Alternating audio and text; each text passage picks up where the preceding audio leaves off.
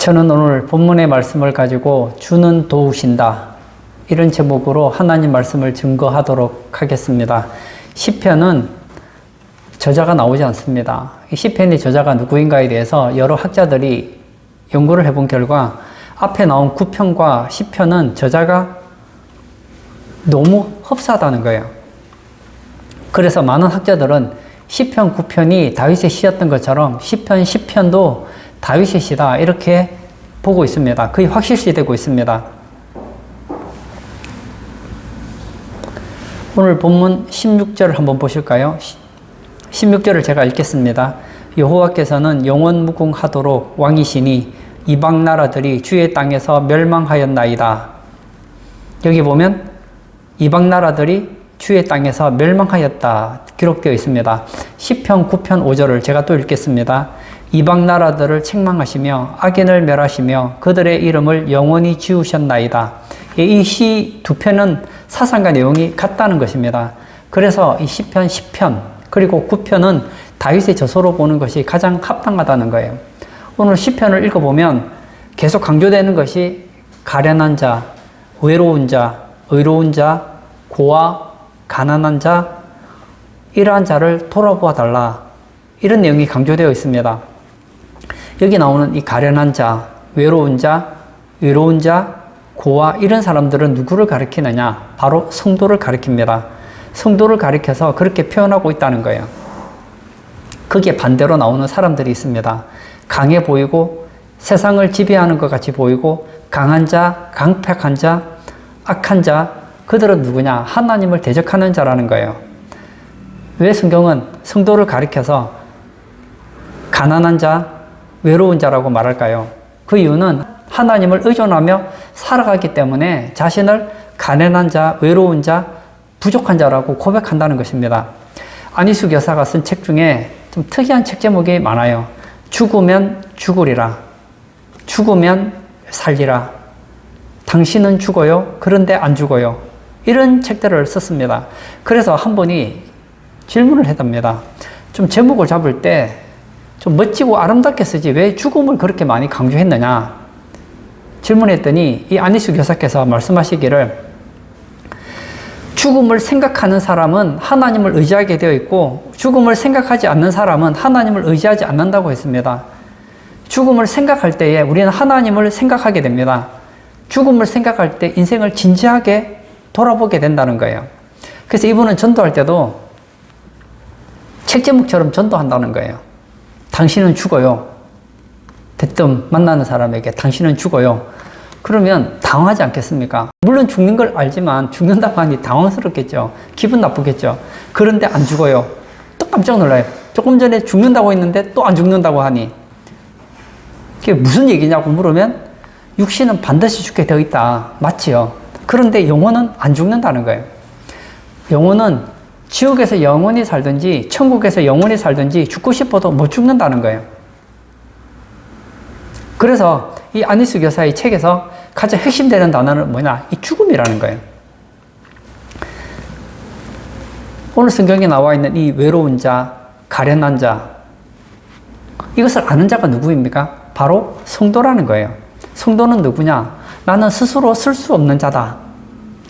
나는 내 힘으로 살아갈 수 없는 자다. 이것을 뼛속까지 느끼고 살아가는 사람이 바로 성도라는 거예요. 세상은 그런 사람을 향하여서 어떻게 평가합니까?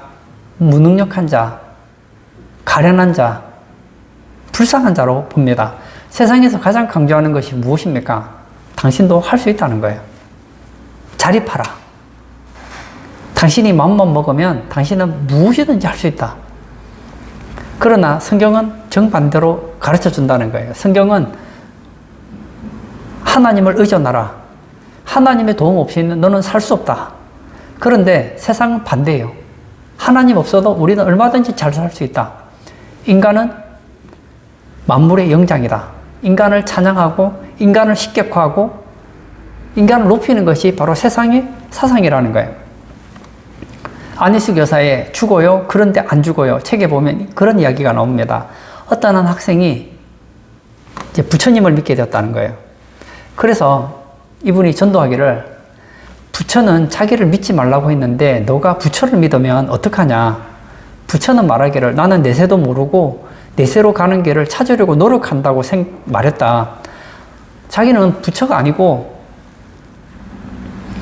진리를 찾아가는 구도자에 지나지 않는데 자기도 지금 진리를 잘 모르는 사람 보고 첫 땅을 보내달라고 하면 그 부처가 얼마나 답답하겠느냐 했다는 거예요. 이 부처의 사상은 이런 거예요. 아마 이 길이 옳은 길이지 싶다. 아마 생각해보니 그런 것 같다라고 말한 거예요. 예수님처럼 내가 곧 길이다. 그렇게 말한 게 아니에요. 그리고 본인은 자신이 신이라고 말하지도 않았어요. 그런데 석가모니 이 부처에게 당신은 하나님이 되어 주십시오. 당신은 틀림없는 하나님입니다. 그러면 당신은 분명히 나를 좋은 것으로 보호해 주실 것이고 이 땅에서 도와주실 것입니다. 라고 하면 진짜 만약 부처가 살아있다면 땀을 뻘뻘 흘릴 거라는 거예요. 왜냐? 부처는 그런 능력이 없으니까요. 세상 사람들은 아무나 신을 만들어요. 하늘에 해가 떠 있죠. 그럼 해를 보고 신이랍니다. 산을 보고 신으로 삼아요. 돌을 보고 신으로 삼습니다. 아무거나 보면 자기를 도와달랍니다. 도울 대상은 따로 있는데 우리 부모님이 죽어요. 죽고 나면 그 다음부터는 얼마나 부모를 잘 모시려고 하는지 모릅니다. 왜냐? 조상에게 자신을 지켜주는 수호신이 되달라고. 아니 죽으면 끝이에요. 뭐 수호신 되고 그런 게 아니라니까요. 이 세상에는 두 가지 사상이 있습니다. 인간이 제일이다. 인간은 스스로 쓸 수 있는 존재이다. 이런 사상이 하나 있고 또 하나는 아니다. 인간은 무능력하다. 인간은 하나님의 도움 없이는 쓸 수 없는 외로운 자요, 가련한 자요, 불쌍한 자요, 하나님의 은혜가 절실히 필요한 그런 존재라는 거예요. 이 세상을 살아가면서 우리는 전쟁을 하게 됩니다. 오늘 본문에도 보면 이 세상의 사상에 물들어 있는 사람이 성도를 핍박합니다. 영적 전쟁을 하게 되는 것이죠. 그래서 이 지상의 교회를 가리켜서 전투하는 교회다. 전투적 교회라 그럽니다. 거기에 반하여서 천국에 가 있는 성도들을 가리켜, 교회를 가리켜 승리적 교회라고 합니다. 오늘 내용이 바로 그 내용이에요.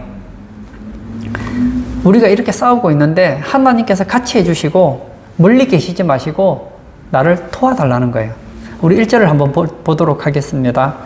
여호와여 어찌하여 멀리 서시며 어찌하여 환난 때에 숨으시나이까. 여기 보면 어찌하여라는 단어가 나옵니다. 이 어찌하여라는 단어는 그렇게 좋은 어감이 아니에요. 보통 어찌하여라는 말을 언제 씁니까?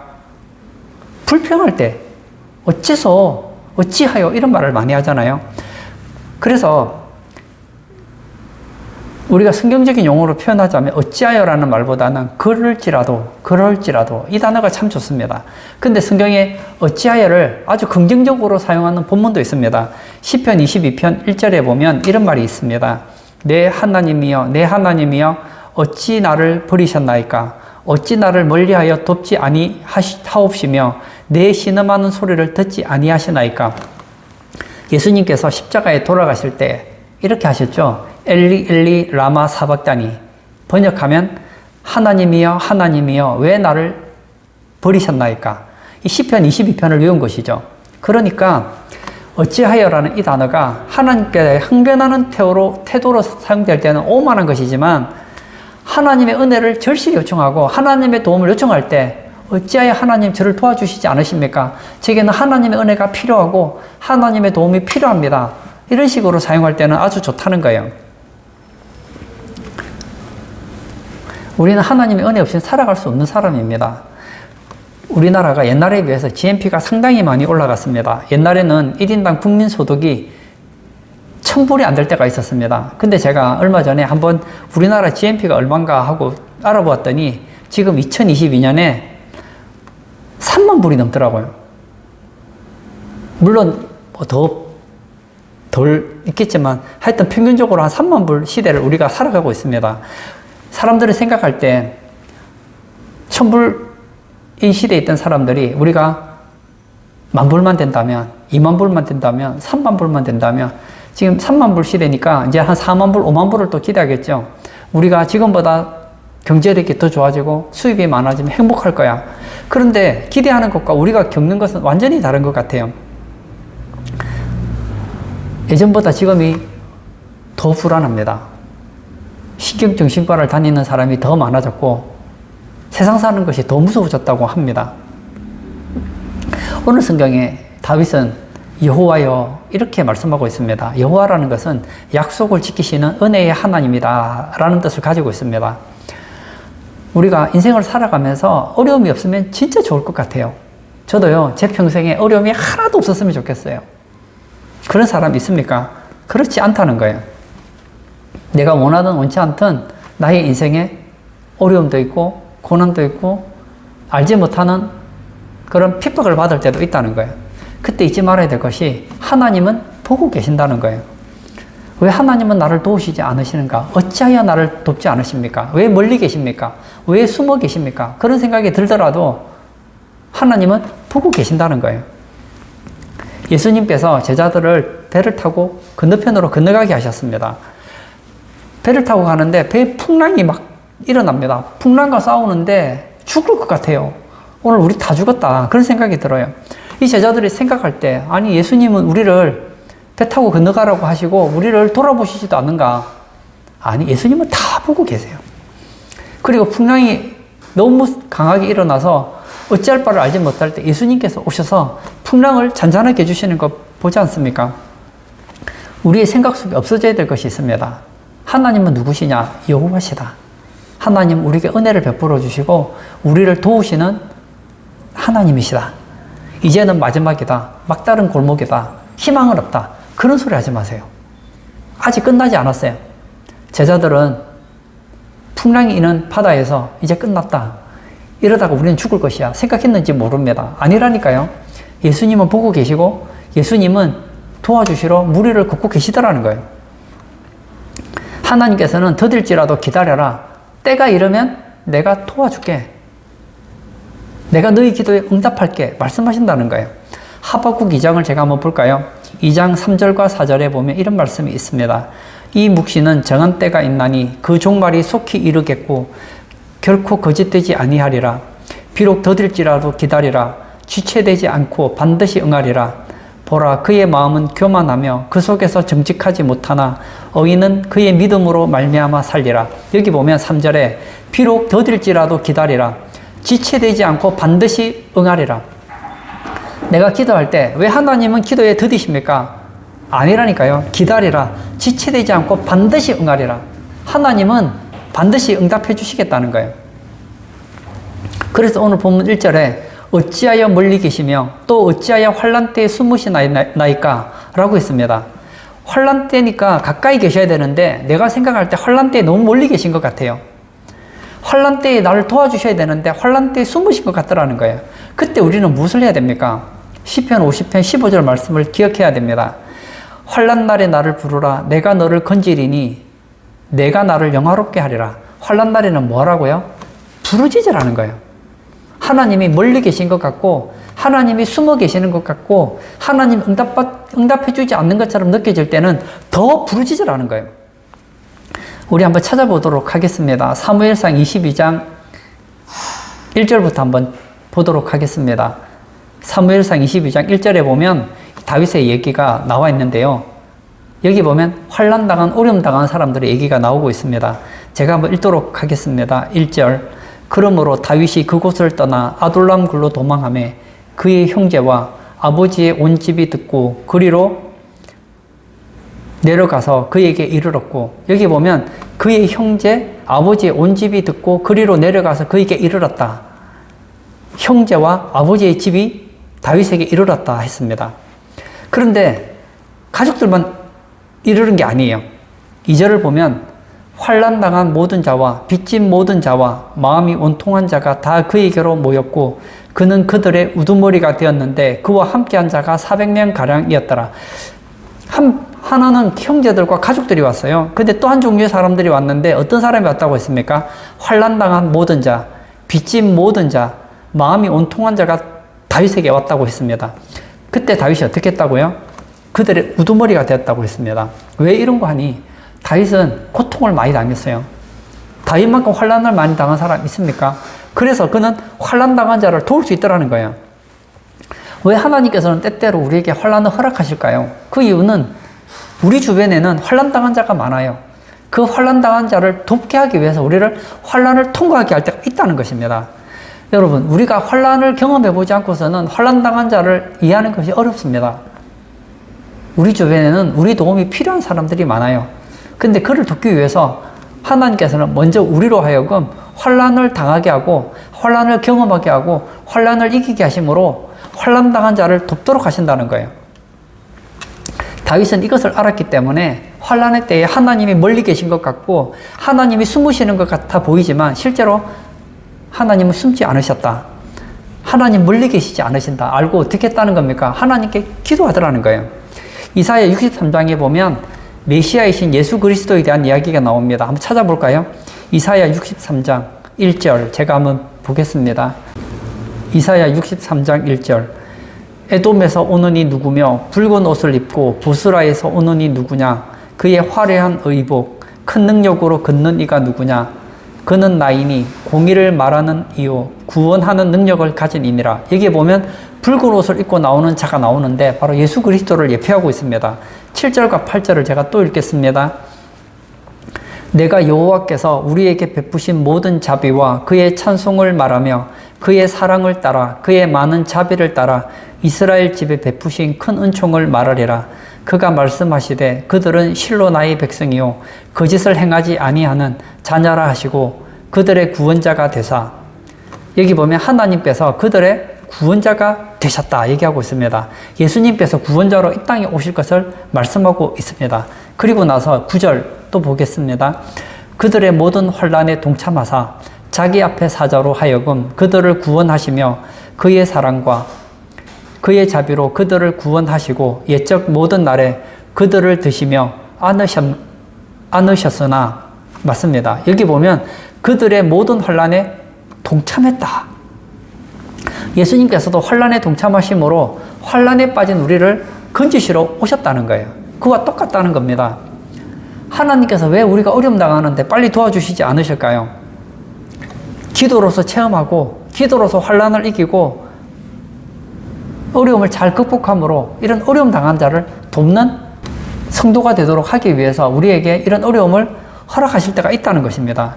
그러므로 우리가 느낄 때 왜 하나님은 내가 이렇게 어려움 당하는데 환난 가운데 있는데 왜 응답하지 않으시는가? 그때에 어떻게 기도해야 되는가? 2절을 보겠습니다. 악한 자가 교만하여 가련한 자를 심히 압박하오니 그들이 자기가 베푼 꾀에 빠지게 하소서. 여기 보면 가련한 자가 나오잖아요. 가련한 자가 누구일까요? 바로 시편. 자기 자신을 가리키는 거예요. 악한 자가 교만하여 가련한 자를 심히 압박한다고 했습니다. 환난이 뭐냐? 악인이 높아지는 거예요. 무슨 말이냐고요? 우리 성도들에게 환난 중에 환난이 뭐냐? 악인이 잘 되는 거예요. 하나님의 간섭이 더딘 거예요. 우리 주변에 보면 우리가 생각할 때 저런 악인은 망해야 돼요. 근데 악인이 더 잘 돼요.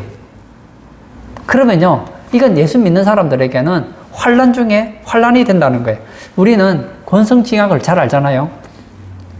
선을 행하는 자는 잘 되고 악을 행하는 자는 망한다. 이것이 기본 상식인데 실제로 인생을 살아보면요, 악을 행하는데 잘 되는 사람들이 더 많아요. 우리 볼 때는 악을 행하는데 왜 저렇게 잘 될까? 그리고 더 높아져요. 악을 행하는데 사람들에게 더 인정을 받아요. 우리가 만약에 하나님께서 적극적으로 악한 자를 심판하시고 하나님을 의지하고 믿음으로 사는 자에게 복을 척척 내려주신다면 환난은 환난이라고 할 것도 없습니다. 우리가 신앙인들이 낙심하는 것이 악인이 잘 되는 거예요. 악인이 높아지는 거예요. 악한 사람은 누가 봐도 불법을 저지르는데 돈을 많이 벌어요. 하는 일마다 잘 돼요. 사람들이 그 사람을 우러러 봐요. 그럴 때 어떤 생각이 듭니까? 내가 이렇게 신앙생활을 잘해서 뭐하느냐? 때려치우자. 그런 생각하는 거예요. 그게 나쁘다고 말하진 않겠지만 예를 들어서 어떤 사람이 땅을 사고 왔다 갔다 하다가 보니까 한 몇 억을 벌었어요. 아니 내가 한 달에 저축해 본들 몇십만 원밖에 저축을 못 하는데 이렇게 저축해서 뭐하나? 그리고 낙심할 때가 많다는 거예요. 이것이 어리석다는 거예요. 악인이 교만해지고 악인이 가련한 자를 심히 압박할 때 잊지 말아야 될 것은 하나님께서는 배후에 계신다는 거예요. 하나님은 변치 않으시고 하나님은 동일하시다는 거예요. 누가 변하느냐? 하나님이 변하는 것이 아니고 내가 변합니다. 여기 교만이라는 것은 악의 근원을 말해주고 있습니다. 사탄은 인간에게 뭘 심어주느냐? 계속 교만한 마음을 심어줘요. 너는 대단하다. 너는 하나님과 같이 될 수 있다. 너는 모든 사람보다 나은 사람이야. 그래서 자기가 마치 전능자인 것처럼 착각하게 한다는 거예요. 악인들이 왜 이렇게 행동할까요? 자기가 악한 일을 해도 잘 되더라는 거예요. 만약에 나쁜 일을 할 때마다 다 망한다. 그러면 아무도 나쁜 짓을 안 할 거예요. 근데 나쁜 짓을 해도 잘 되더라는 거예요. 이때 우리가 잊지 말아야 될 것이 우리가 70년, 80년 인생을 살지만 이게 끝이냐? 아니라는 거예요. 이 땅이 전부가 아니라는 거예요. 그러므로 하나님께서는 예수 믿는 사람들의 양심에 계속 얘기를 하십니다. 아무리 저 악한 사람들이 악하게 살아서 잘 산다고 하더라도 부자가 되고 세상적으로 성공했다고 하더라도 부러워하지 말라는 거예요. 오늘 성경은 말하죠. 악한 자가 교만하여 가련한 자를 심히 압박하오니. 보세요. 악한 자가 교만하여 가련한 자를 심히 압박할 때 우리는 무엇을 해야 됩니까? 그들이 자기가 베푼 꾀에 빠지게 하소서. 하나님께서 간섭하셔서 악한 자가 자기의 어리석음을 깨닫게 해달라는 거예요. 여러분, 악한 자가 가련한 자를 왜 압박합니까? 자기가 높은 것 같기 때문이에요. 내가 저 가련한 자보다 낫다고 생각하니까 그런 거예요. 교회 다니시는 분들 중에도 그런 사람이 있습니다. 나보다 못한 사람을 압박하는 것으로 내가 더 낫다 이런 생각을 가지는 사람들이 있다는 거예요. 근데 성경은 반대로 얘기한다는 것입니다. 잠언 16장 18절과 19절에 교만은 패망의 선봉이요 거만한 마음은 넘어짐의 앞잡이니라. 겸손한 자와 함께하여 마음을 낮추는 것이 교만한 자와 함께하여 탈취물을 나누는 것보다 나으니라. 교만하면 이것은 패망의 선봉이라는 거예요. 오히려 겸손하면 하나님께서 높이신다는 거예요. 그래서 다윗은 어떤 기도를 하고 있습니까? 그들이 자기가 베푼 꾀에 빠지게 하소서. 남을 짓밟고 남을 무시하고 자기가 높아진다고 생각하는 사람들의 그 어리석음을 자기가 당함으로 인하여서 깨닫게 해달라는 거예요. 자기가 남을 괴롭힌 것처럼 자기가 어려움을 당하게 해달라는 거예요. 근데 이 말을 이렇게 오해하시면 안 됩니다. 그러한 자를 빠져 죽게 하소서, 그를 멸망하게 하소서, 이 말이 아닙니다. 자기가 자기 꾀에 빠져서 남을 압박했던 것처럼 자기도 압박을 당함으로 말미암아 진리를 배우게 해달라는 거예요. 아, 내가 이렇게 사는 것이 잘못되는구나를 그들 스스로 깨닫게 해달라는 것입니다. 지금도 우리는 악인이 잘 되는 것을 보고 있습니다. 불법을 행하고 정말 세상의 윤리로 봐서 해서는 안 되는 것을 아주 뻣뻣하게 자랑으로 하는 사람들이 있습니다. 그때에 다윗은 하나님께 간구합니다. 그랬더니 결과적으로 악인들이 자기가 베푼 꾀에 자기가 빠지더라는 거예요. 가룟유다가 자기가 베푼 꾀에 자기가 빠졌고 악인들이 자기가 베푼 꾀에 자기가 빠지게 되더라는 것입니다. 3절을 읽겠습니다. 악인은 그의 마음에 욕심을 자랑하며 탐욕을 부리는 자는 여호와를 배반하여 멸시하나이다. 악인은 그의 마음에 욕심을 자랑한다고 했습니다. 이것이 무슨 말일까요? 악인은 생각하는 대로 척척 잘 돼간다는 거예요. 도둑질하고 사기치고 남에게 피해를 입히고 다른 사람의 눈에 눈물을 흘리게 하는데도 불구하고 잘 된다는 거예요. 그래서 그 악인들은 그들의 마음속에 욕심을 자랑한다는 거예요. 부끄러운 줄 알아야 되는데 이것이 시편 73편에도 똑같이 나오고 있습니다. 시편 73편 5절에서 9절을 한번 찾아보겠습니다. 5절에서 9절을 제가 읽도록 하겠습니다. 사람들이 당하는 고난이 그들에게는 없고 사람들이 당하는 재앙도 그들에게는 없나니 그러므로 교만이 그들의 목걸이요 강포가 그들의 옷이며 살찜으로 그들의 눈이 솟아나며 그들의 소득은 마음의 소원보다 많으며 그들은 능욕하며 악하게 말하며 높은 데서 거만하게 말하며 그들의 입은 하늘에 두고 그들의 혀는 땅에 두루 다니도다. 5절과 6절을 제가 다시 읽겠습니다. 사람들이 당하는 고난이 그들에게는 없고 사람들이 당하는 재앙도 그들에게는 없나니 그러므로 교만이 그들의 목걸이요 강포가 그들의 옷이며 그들은 교만이 그들의 목걸이래요. 강포가 그들의 옷이랍니다. 7절 살찜으로 그들의 눈이 솟아나며 잘 먹어서 살이 쪄서 퉁퉁 쪄서 눈이 푹 솟아났다는 거예요. 그들의 소득은 마음의 소원보다 많으며 돈을 조금 벌겠다 싶었는데 넘칠 만큼 많이 벌었다는 거예요. 8절도 제가 읽겠습니다. 그들은 능욕하며 악하게 말하며 높은 데서 거만하게 말하며 그들의 입은 하늘에 두고 그들의 혀는 땅에 두루 다니도다. 예, 못할 것이 없이 아무 말이나 막 짓거리 된다는 거예요. 그래서 시인이 실족할 뻔했다는 거예요. 1절 다시 읽겠습니다. 1절, 2절을 제가 읽겠습니다. 하나님이 참으로 이스라엘 중 마음이 정결한 자에게 선을 행하시나 나는 거의 넘어질 뻔하였고 나의 걸음이 미끄러질 뻔하였으니. 나의 걸음이 미끄러질 뻔했다. 아니, 세상에 이럴 수가 있나? 왜 하나님께서 저런 악인들을 잘되게 하시나? 그래서 시험이 될 뻔했다는 거예요. 16절 제가 읽겠습니다. 내가 어쩌면 이를 알까 하여 생각한즉 그들이 내게 심한 고통이 되었더니. 아무리 생각해도 해결이 안 돼서 고민을 했습니다. 그것이 심한 고통이 되었답니다. 17절을 제가 읽겠습니다. 하나님의 성소에 들어갈 때에야 그들의 종말을 내가 깨달았나이다. 그런데 하나님께서 지혜를 주시니까 뭘 깨달았다고요? 그들의 종말을 깨달았다는 거예요. 18절에서 20절. 주께서 참으로 그들을 미끄러운 곳에 두시며 파멸에 던지시니 그들이 어찌하여 그리 갑자기 황폐하게 되었는가? 놀랄 정도로 그들은 전멸하였나이다. 주여, 사람이 깬 후에는 꿈을 무시함같이 주께서 깨신 후에는 그들의 형상을 멸시하시리이다. 그들이 잘 되는 것 같지만 이것이 뭐가 같더라고요? 꿈과 같이 지나가더라는 거예요. 그래서 우리가 마음먹은 것이 잘 된다고 해서 큰 소리 치면 안 된다는 거예요. 내가 원하는 대로 되지 않더라도 낙심할 필요가 없다는 것입니다. 오늘 본문 다시 한번 볼까요? 3절. 악인은 그의 마음의 욕심을 자랑하며 탐욕을 부리는 자는 여호와를 배반하여 멸시하나이다. 탐욕이 무엇입니까? 이익을 항상 탐하는 것. 이것이 탐욕 아닙니까? 이 사람에겐 탐욕이 있습니다. 내가 다른 사람의 것을 어떻게 하면 빼앗아서 내가 부자가 될 것인가? 어떻게 하면 내가 다른 사람에게 해를 입혀서라도 잘 될 것인가? 이런 생각을 가진다는 거예요. 이럴 때 우리는 어떻게 살아야 될까요? 이럴 때일수록 우리는 악인과 반대로 정도를 걸어야 된다는 거예요. 하나님이 기뻐하는 삶을 살기 위해서 몸부림쳐야 된다는 겁니다. 세상 사람들이 나쁜 방법으로 모으고 그리고 악한 방법으로 성공하는 것 같지만 그 사람들은 결국 다 날아가 버리고 망하더라는 거예요.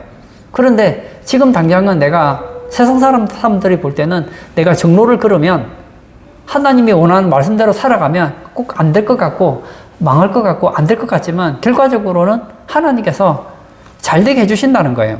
그래서 3절을 다시 보겠습니다. 악인은 그의 마음의 욕심을 자랑하며 탐욕을 부리는 자는 여호와를 배반하여 멸시하나이다. 하나님이 주신 줄 모르고 제 것인 양 하나님을 배반하고 하나님을 멸시한다는 거예요. 4절도 제가 읽겠습니다. 악인은 그의 교만한 얼굴로 말하기를 여호와께서 이를 감찰하지 아니하신다 하며 그의 모든 사상에 하나님이 없다 하나이다. 여기 보면 악인이 나타내는 그 세 가지가 나와 있습니다. 악인은 그의 교만한 얼굴로. 이 악인의 얼굴은 어떤 얼굴입니까? 교만한 얼굴입니다. 악한 행동을 하면서 뻔뻔스럽다는 거예요. 둘째로 말로는 어떻게 합니까? 여호와께서 이를 감찰하지 아니하신다. 하나님께서는 내가 어떤 행동을 하더라도 상관하지 않는다는 겁니다. 세 번째, 그들의 생각은 어떻습니까? 하나님이 없다. 무신론적인 생각을 하게 된다는 거예요. 그들이 교만한 얼굴을 할 수 있었던 그 근거가 어디 있습니까? 그의 사상에는 하나님은 없다. 하나님이 없으니 하나님께서 이를 감찰하지 아니하신다. 이렇게 얘기한다는 거예요. 이것이 악인들의 사상입니다.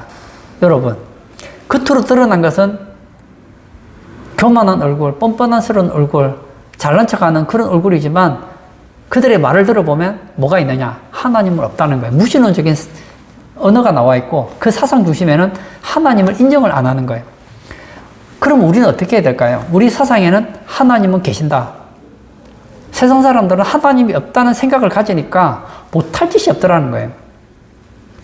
미국이 청교도 신앙으로서 참 좋았는데 이 사상을 무너뜨린 한 사람이 등장하죠. 미국에서는 아주 존경하는 사람인지 모르겠는데 이 케네디라는 사람이 역대 대통령들이 다 미국의 대통령들이 대부분 다 기독교인들이었거든요. 그런데 케네디는 카톨릭 신자였어요. 카톨릭 신자는 뭐가 문제냐? 카톨릭은 성경을 믿는 것 같은데 반쪽만 믿는 그런 반쪽 기독교거든요. 그래서 학교에서 성경을 가르치고 기도를 가르치는데 이것은 종교적으로 맞지 않다. 그래서 학교에서 더 이상 성경을 가르치지 못하겠습니다. 하나님께 기도하지 못하겠어요. 여러분, 하나님의 말씀이 들어가야지 사회가 좋아져요.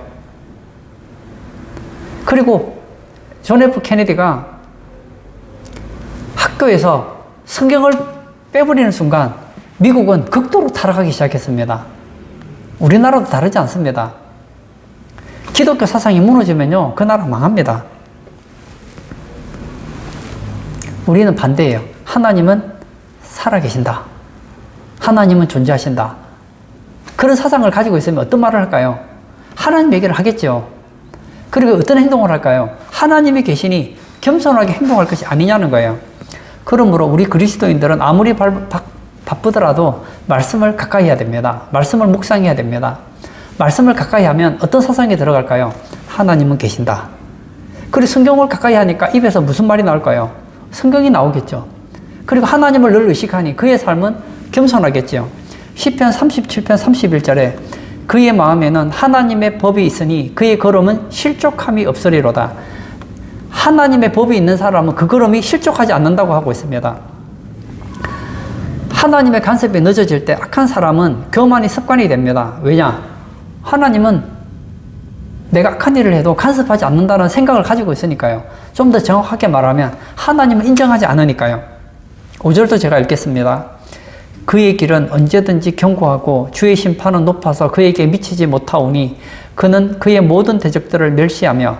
그러나 이 시편의 기자는 하나님을 어떻게 설명하고 있습니까? 그의 길은 언제든지 견고하고 악한 자가 뛰어가도 넘어지지 않는다는 말입니다.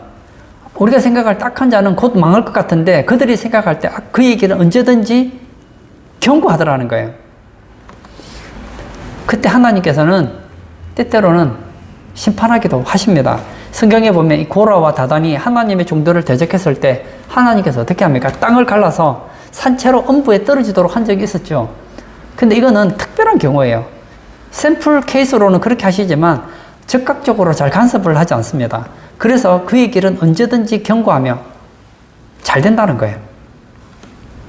주의 심판은 높아서 하나님의 심판은 높기 때문에 사람이 감지하지 못한다는 거예요. 저도 아직도 잘 이해가 안 됩니다. 책에 보면 그런 얘기가 있더라고요.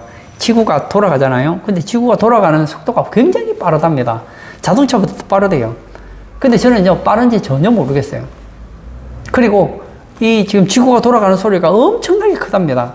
만약에 우리가 귀가 좋아서 지구 돌아가는 소리 들으면 그 사람은요, 밤에 잠을 못 잔답니다. 너무 소리가 크다. 인간이 하나님께서는 참 잘한 게 너무 작은 소리도 못 듣고 너무 큰 소리도 못 들어요. 왜 모를까요? 너무 높기 때문입니다. 과학자들이 연구를 해보니까 지구가 막 돌아가는 속도가 엄청 빠르고 지금 지구 돌아가는 소리가 엄청나게 큰데 우리가 모를 뿐이지 아니더라는 거예요. 그래서 시인은 말합니다. 그에게 미치지 못하오니. 하나님이 무능력하고 하나님이 간섭하지 않아서 미치지 못하는 것이 아니고 인간이 지각으로는 하나님이 너무 높기 때문에 깨달을 수 없다는 것입니다. 그는 그의 모든 대적들을 멸시하며, 그래서 그는 어떻게 합니까? 사람을 멸시하더라는 거예요. 하나님이 간섭 안 하는 것 같고 자기는 견고할 것 같으니까 막 다른 사람들을 막 멸시하고 무시하더라는 거예요. 그러나 하나님께서 한번 일어서시면 게임 끝나는 거예요. 애굽의 왕 바로가 계속 하나님의 백성들을 괴롭힙니다. 그래서 하나님께서 어떻게 하지요? 10가지 재앙으로 초토화시키잖아요. 그리고 출애굽을 했습니다. 그런데 아직도 정신을 못 차렸어요. 이스라엘 백성들을 잡으려고 할 때 하나님께서 홍해를 가르시잖아요. 그리고 이스라엘 백성들을 잡으러 애굽의 군대가 물속으로 들어가잖아요. 근데 그들의 표현을 이렇게 얘기하고 있습니다. 물속에 들어간 사람이 하나도 남겨 다 죽었는데 성경은 뭐라고 얘기하느냐 하면 다 납같이 잠겼나이다.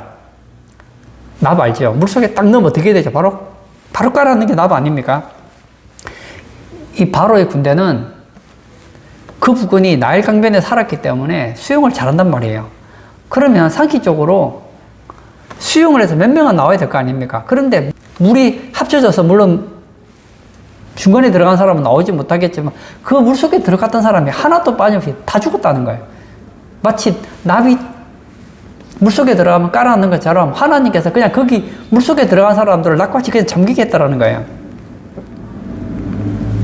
이스라엘 사람들이 생각할 때는 왜 하나님께서 우리를 애굽에서 가나안 땅으로 인도하시는데 홍해로 인도해서 우리를 죽게 만들었냐? 죽게 만드는 게 아니라니까요. 하나님은 여호와십니다. 하나님은 다 계산이 있어요. 그들이 생각할 때 이제는 죽었다. 죽었다가 아니라니까요. 그때가 살 길이라니까요. 6절을 제가 읽겠습니다. 그의 마음에 이르기를 나는 흔들리지 아니하며 대대로 환난을 당하지 아니하리라 하나이다. 예, 금방지기가 짝이 없습니다. 뭐라고요? 나는 흔들리지 않는데요. 나는 대대로 환난을 당하지 않는다고 얘기합니다. 인생이 교만하면 이따위 소리를 한다는 거예요. 나는 절대 흔들리지 않아. 나는 절대 환난을 당하지 않아. 그렇게 악을 행하는데 어떻게 흔들리지 않을 수 있겠습니까? 하나님께서는 반드시 간섭하시고 채찍질을 한다는 거예요. 7절도 제가 읽겠습니다. 그의 입에는 저주와 거짓과 포악이 충만하며 그의 혀 밑에는 잔해와 죄악이 있나이다. 악한 자가 교만을 발설하는 것을 얘기하고 있습니다. 그의 마음에는 뭐가 있습니까? 나는 절대로 흔들리지 않는다. 나는 환난을 당하지 않는다. 이런 사람들의 특징이 있어요. 다른 사람을 굉장히 우습게 여깁니다. 그리고 다른 사람과 비교해요. 내가 다른 사람보다 나은 것 때문에 굉장히 뿌듯함을 느끼거든요. 요즘 사람들도 그렇지 않습니까? 왜 비싼 가방, 왜 명품 이런 것을 좋아합니까? 나는 너희들하고 달라. 난 너희들보다 좋은 집에 살고 있어. 이런 것을 뽐내기 위한 거 아닙니까? 근데 한번 생각해 보세요. 나는 부자인데 우리나라가 전부 다 가난해요. 그럼요, 불안해서 못 삽니다. 나는 돈이 많은데 우리나라는 거지예요. 그러면 그 돈 어디다 쓰겠습니까? 예를 들어서 우리 아마존에 밀리면서 내가 살아요. 사는데 돈이 수백 조가 있다 한들 그 아마존에서 뭘 하겠습니까? 인터넷을 하겠습니까? 뭐 배달의 민족에 음식을 시키겠습니까? 아무것도 할 게 없잖아요. 다 가난하면. 오히려 주변의 사람들이 어느 정도 살아야지 같이 잘 사는 거 아닙니까? 그들의 입에서는 저주가 끊임없이 나옵니다. 포악이 충만합니다. 그리고 그 혀 밑에는 잔해가 있다고 했습니다. 잔해라는 말은 잔인하고 해대는 말을 마구 베푼다는 거예요. 그래서 하나님께 다윗은 기도하고 있습니다. 그들이 자기가 베푼 꾀에 빠지게 하소서. 하나님 우리를 도우십니다. 뿐만 아니라 하나님은 우리의 기도를 들으십니다. 다윗은 기도합니다. 어떻게 기도합니까? 이 악당들 좀 망하게 해주세요. 죽여주세요. 그게 아니에요. 자기가 베푼 꾀에 빠지게 하소서. 그래서 이제는 더 이상 그런 악한 꾀를 자랑하지 않고 교만하지 않고 하나님을 하나님으로 인정하고 신앙생활을 바로 하게 하는 그런 하나님의 사람이 되게 해달라고 기도하고 있다는 거예요. 멋지지 않습니까? 결론을 짓고자 합니다. 우리 주변에 이런 악인들이 있다면 여러분들도 그렇게 기도해 주세요. 그들이 자기가 베푼 꾀에 빠지게 하소서. 이건 망하게 해달라는 얘기가 아닙니다. 회개하고 돌아오게 해달라는 거예요. 하나님은 우리로 하여금 악인들을 저주하는 것을 원하지 않습니다. 어떤 분들은 보면 제가 누구라고 말을 하지 않겠는데 막 김정은을 저주를 해요. 하나님 김정은을 망하게 해주세요. 죽이게 해주세요. 북한을 망하게 해주세요. 기도하는데 여러분 그런 기도 하지 마세요. 이렇게 기도하십시오. 차라리 그들이 자기가 베푼 꾀에 빠지게 하소서. 그래서 내가 이렇게 사는 것이 잘못된 것이구나. 하나님은 살아계시는데 내가 하나님을 무시했구나. 하나님 없는 인생을 살면 이렇게 망하는구나를 깨닫게 해서 그들 스스로 하나님께 돌아오도록 기도해야죠. 이것이 우리의 모습 아니겠습니까? 그리고 악인들이 그의 중심에 하나님은 없어. 입으로 하나님이 없다는 말을, 하나님은 우리 인생에 간섭하지 않아. 그리고 뻔뻔스러운 얼굴과 교만한 얼굴로 살아갈 때에 우리는 하나님을 인정하고 우리의 고백 속에는 늘 하나님을 입술로 고백하고 그리고 하나님과 동행할 때 겸손한 마음으로 산다면 얼마나 좋을까요? 결론을 짓고자 합니다. 하나님은 도우십니다. 주는 도우신다. 이 제목을 꼭 기억하시는 우리 성도님 되시기를 축복합니다. 이 시간 한번 같이 기도하기를 원합니다. 저는 설교할 때마다 이런 얘기를 많이 했어요. 우리 인생에 어려움이 없다면 얼마나 좋을까요? 내가 신앙생활 하는데 악인들이 나를 괴롭히지 않으면 얼마나 좋을까요? 그런데 신앙이 좋았던 이 시편의 기자도 악인들이 얼마나 괴롭히는지 모릅니다. 나는 가련한 자고, 나는 고하고, 나는 외로운 자고, 나는 힘없는 자처럼 무너지고 있는데 악인은 승승장구하는 것 같습니다. 그때에 다윗은 더욱더 하나님 앞에 나아가더라는 거예요. 하나님 멀리 계신 것 같고, 하나님은 숨어 계신 것 같고, 악인이 잘 될 때 내가 신앙생활 해본들 무슨 소용이 있나 그렇게 한 것이 아니라 더욱더 하나님께 매달리고 있습니다. 그리고 그들이 자기의 꾀에 빠지게 함으로 인하여서 악인들이 회개하고 돌아오기를 기도하고 있다는 거예요. 이 시간 기도할 때 하나님, 제가 힘듭니다. 제가 힘들기 때문에 낙심하는 것이 아니라 힘들기 때문에 하나님을 더 찾습니다. 그리고 나를 힘들게 하는 이웃이 있다면 이웃 때문에 낙심하지 마시고 그들의 꾀에 빠져서 회개하고 주님 앞에 돌아오게 해달라고 기도하시고 우리 자유롭게 개인 기도하도록 하겠습니다.